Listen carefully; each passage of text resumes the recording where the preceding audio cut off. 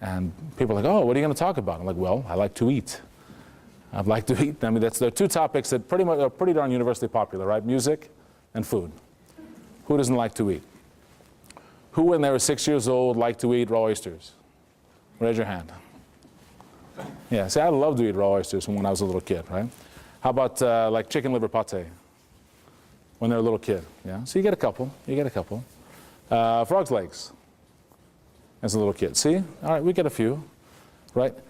Everything that tasted good, that tasted strong, was interesting, I was stimulated by when I was a little kid. I had a great-grandmother who was an amazing cook, who was a German and Scots lady from North Carolina, who was born in 1890.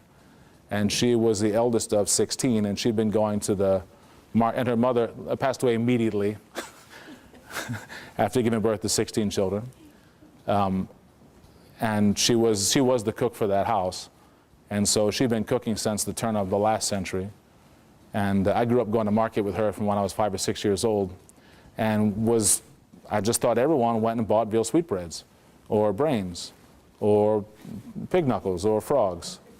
You know, whatever in the world, because she grew up in the country, cooked everything, knew how to cook almost anything, you know. I mean, when she died in 1984, we cleaned out her apartment, and she was 94 years old.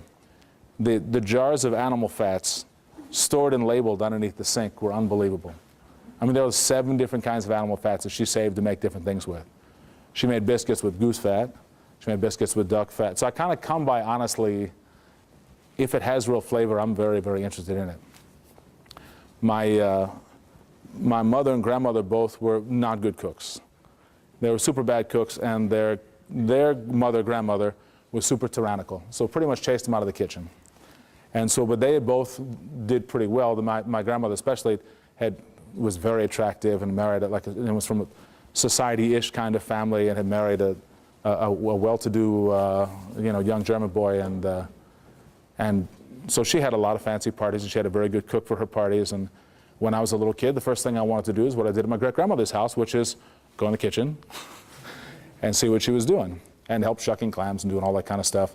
The other thing that they had was my grandfather had a driver named Campbell, and Campbell also was his pet bartender. My grandfather was an enthusiast of spirits. I think maybe not an over-enthusiast, but you know, that just young adult, just post-prohibition, he was an enthusiast of spirits, and and he liked his mixed drinks. And Campbell taught me how to make whiskey sours when I was like 8 or 9 years old. You know, no problem. I would be like the other little barman, you know, get a little bow tie, get sugar. I liked doing that stuff. And so for some reason, even from like a little kid, I wasn't the kid who was going to meet, hi, Mrs. Tattersall, nice to meet you, I'm doing this in school. It was kind of like, here's the clam hors d'oeuvres I made with Ruth.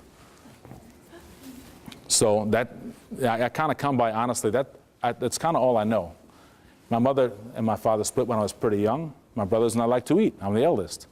It came to me to cook, so I cooked. And I cooked everything I knew and everything I found.